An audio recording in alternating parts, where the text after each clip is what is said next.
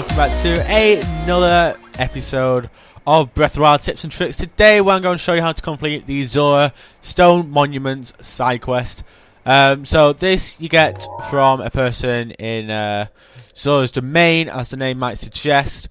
It just basically requires you to go and visit 10 of the stone monuments, like you see here, of the Zora history. So the first one, or like the first one you could go to, this is part 5 here, and yeah, so that's part 5, and then you have 2 here.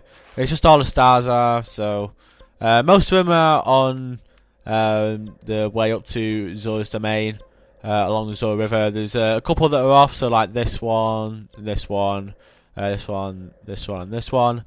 They're off, but all the other ones are pretty much along Zora's River and pretty easy to find as well. So I don't know whether I'm going to be able to get them all up here, but yeah. So it's just basically like retelling the story of the Zoras, basically. So the first one is basically telling that the rains have blessed the Lanayru since the ancient times, and that the Zora gathered there, and then the domain was born over 10,000 years ago. The second one was about the heavy rainfall and how it flooded all the time, so they built the East Reservoir Lake. The third one is that the scholars say that in the distant past, the Zora's domain had a king with no special talent for the art of war.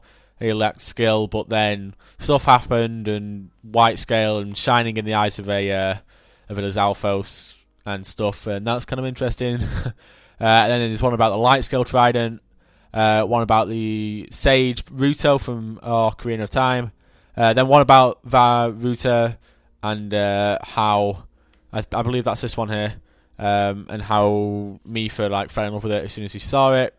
Then the 7th one is about the Zora helm and how you can find it in Toto Lake, right near here, and how the hero defeated a Lionel. That one's all kind of messed up on that.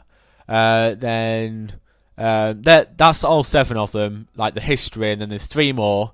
So there's one about King Dorephan, and how he managed to defeat a Guardian. There's one about Prince Sidon and the Great Octorok in Hateno Bay, which terrorized villagers, and then he went to eliminate the Octorok and stuff. Tricky beast, but dodged one of the stones, and then tip of the silver scale spear pierced the Octorok's stomach from within. After wait, what? Okay, that's a bit of a weird one. And then there's one about the stonemason, which is this one here.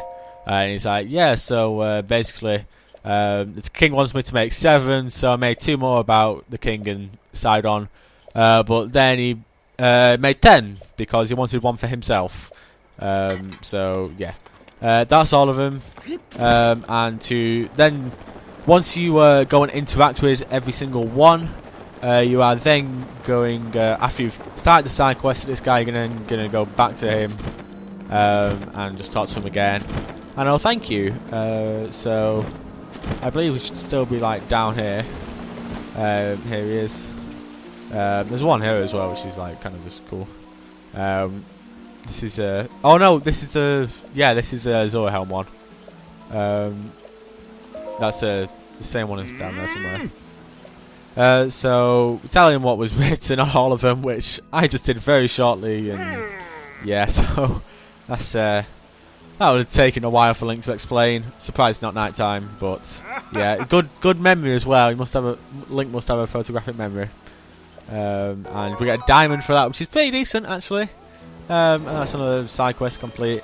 It's a bit of a lengthy one. You're gonna have to find all 10 of these around. If you're wondering what all these stamps are, these are all the Molduga and not the Molduga, all the bosses, the Hinox and Talus. So just look at the stars and then follow them, and you'll be able to find each of the stone monuments.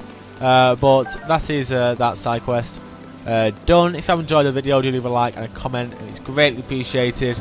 Don't forget to subscribe as well for more on Breath of the Wild, as well as Mario Kart Deluxe and Pokemon.